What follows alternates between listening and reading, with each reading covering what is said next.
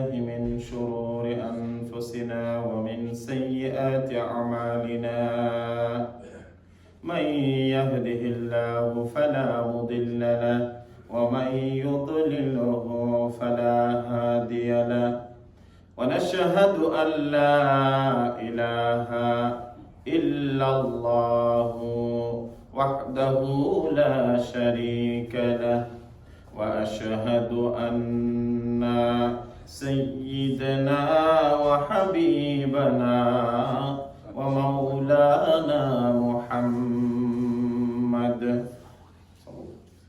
إن الله وملائكته يصلون على النبي يا أيها الذين آمنوا صلوا عليه وسلموا تسليما اللهم صل على محمد وعلى آل محمد كما صليت على إبراهيم وعلى آل إبراهيم إنك حميد مجيد بلغ العلا بكماله كشف الدجى بجماله حسنت جميع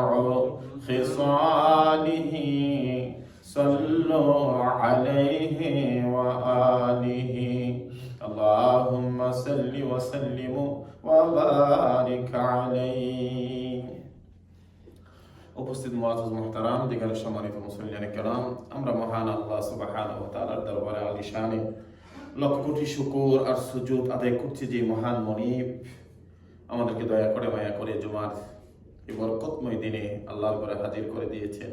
এই জন্য আমরা সকলে হৃদয় উজাড় করে আল্লাহ শুকর আদায় করে আমরা সকলে বলি আলহামদুলিল্লাহ হামদান কাসীরান তাইয়িবান মুবারাকান ফীহি। আমার ভাইরা, দেখতে দেখতে আমাদের জীবন থেকে অনেক সময়, অনেক দিন, অনেক মাস, বছর গুলো করিয়ে চলে যাচ্ছে। গত কিছুদিন আগে নভেম্বরে আমরা নামাজ পড়েছি। আমরা আল্লাহর করে এসে আবার সেই নভেম্বর একেবারে খুব দ্রুত গতিতে যেন চলে গেছে। আল্লাহ আকবার। সময়টার আগে সময়ের মতো যেভাবে একটা একটা লম্বা সময় মনে হতো, বছরটাকে একটা লম্বা বছর মনে হইতো, এখন মনে হয় যে মনে হয় না। এই যেমন শুক্রবারে নামাজ পড়ার আবার শুক্রবারটা চলে আসছে, এভাবেই সময় দিন চলে যাচ্ছে। তদুপরি আমাদেরকে এই সময়ের মধ্যে আমাদের সবকিছু করতে হবে।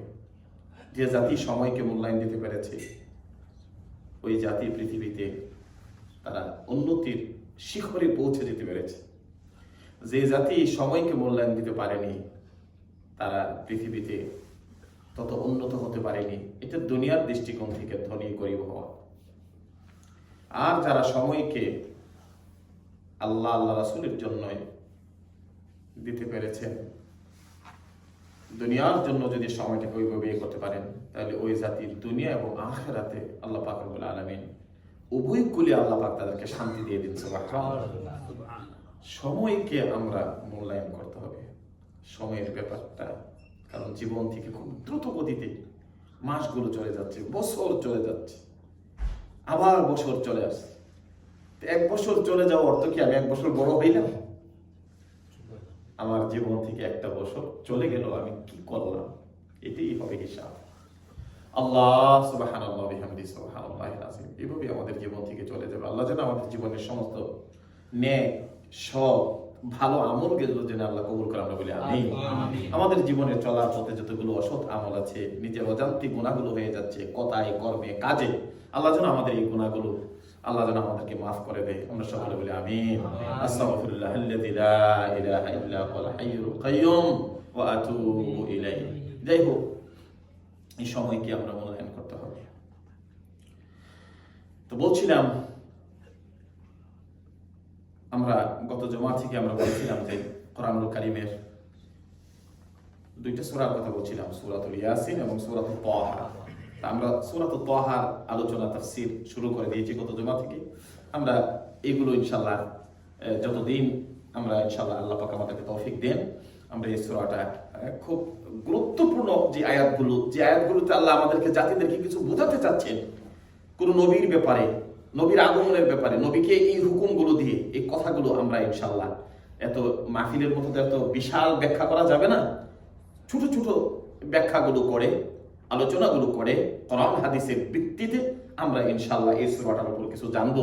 যেহেতু এই সূরার গুরুত্বের ব্যাপারে প্যারা নবী রাসূল করিম সাল্লাল্লাহু আলাইহি সাল্লাম বলেছেন, আল্লাহ পাক এই আসমান জমিন লৌহ কলম সবকিছু সৃষ্টি করার 2000 বছর আগে আল্লাহ পাক রব্বুল আলামিন আল্লাহর সান্নিধ্যে আরশ আজিমের নিচে সেই সূরাতুল ইয়াসিন এবং তাহাকে আল্লাহ পাক লিপিবদ্ধ করে রেখে দিয়েছেন। সুবহানাল্লাহ। তো আমার ভাইরা, এই সূরাগুলো নিয়ে আমরা আলোচনা করছিলাম এবং প্রাথমিক একটা আয়াতের উপর আমরা আলোচনা করছিলাম, যেটা বলা হয়েছে তাহা মা আনজালনা আলাইকাল কুরআনা লিতাশকা। হে রাসূল, আপনার উপর এই জন্য আমি কোরআনকে অবতীর্ণ করিনি যে এই কোরআন অবতীর্ণ করার পরও আপনি কষ্ট করবেন। এই কথাটা কেন আসলো? আল্লামা ইবনে কাসির রাহিমাহুল্লাহ তাআলা ইবনে কাসিরের মধ্যে নিয়ে আসছেন যে কোরআন যখন নাজিল হলো, কোরআনের স্বাদ, কোরআনের ভালোবাসা, কোরআনকে তেলাওয়াত করা, কোরআনকে শিখা, কোরআনকে বোঝা নবীর কলিজার মধ্যে দাও ধাও করে এক কোরআনের আলো জ্বলতো। সুবহানাল্লাহ। দিনের বেলা নাজিল হয়েছে, এটা পরে যেন তৃপ্তি মিটত। সুবহানাল্লাহ। পৃথিবীর মানুষগুলো যখন নিস্তব্ধ, মানুষগুলো যখন ঘুমিয়ে যেতেন, আল্লাহর নবী রাহমাতাল লিল আলামিন নবী রাতের বেলা দাঁড়িয়ে দাঁড়িয়ে আল্লাহর কোরআন পড়া শুরু করতেন। নামাজে দাঁড়িয়ে আল্লাহর নবী দীর্ঘ সময় এই কোরআনুল কারীমের সূরাতুল ইয়াসিন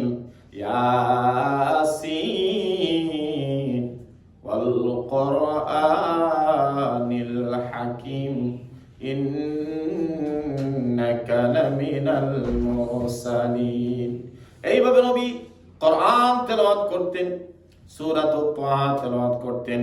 সাহাবায়ে কেরাম আজমাইন রাদিয়াল্লাহু তাআলা আনহুমারা নবীর দেখা দেখি তারাও ঘুমাইতো না।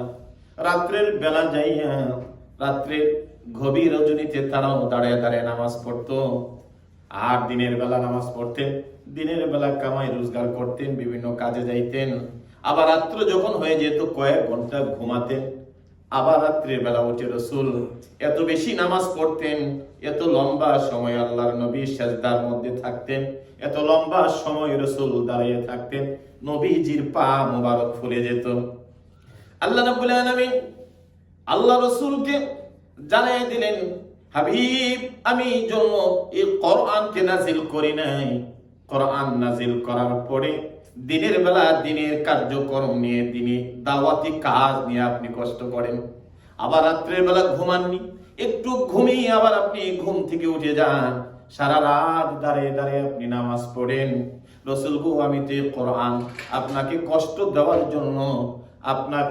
দেওয়ার জন্য আমি নাজিল করিনি, বরং আমি নাজিল করেছি এই কোরআনের মাধ্যমে যেন আপনি একটা দ্বীনকে বুঝতে পারেন, গোটা বিশ্বের মানুষদেরকে দ্বীনের প্রচারটা জানিয়ে দিতে পারেন। আল্লাহর কোরআনের ভিতরে কি আছে?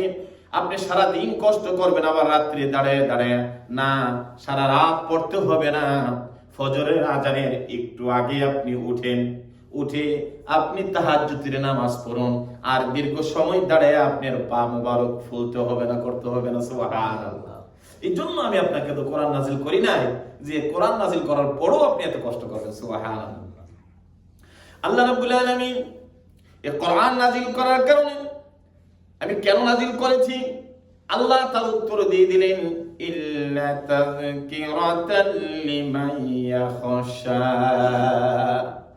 যারা এই কোরআন শুনবে, যারা এই কোরআনের আলোচনাগুলো জানবে, কোরআনকে বোঝার জন্য চেষ্টা করবে, আমি ওই জাতির জন্য কোরআনকে নাজিল করেছি, বরং যেন তারা এই কোরআনের উপদেশগুলো শুনে যেন মানুষ ভয় করে, আল্লাহকে যেন ভয় করে, এই জন্য আমি কোরআনকে নাজিল করেছি। সুবহানাল্লাহ। আমি কষ্ট দেওয়ার জন্য, আমি দুঃখ দেওয়ার জন্য আমি নাজিল করি নাই বন্ধু, আমি বরং নাজিল করেছি ইল্লা তাযকিরাতাল লিমান ইয়াখশা, যারা এই কোরআন থেকে উপদেশ গ্রহণ করতে পারে। কিসের উপদেশ? আল্লাহকে ভয় করা, আল্লাহকে যেন মানুষ ভয় করতে পারে।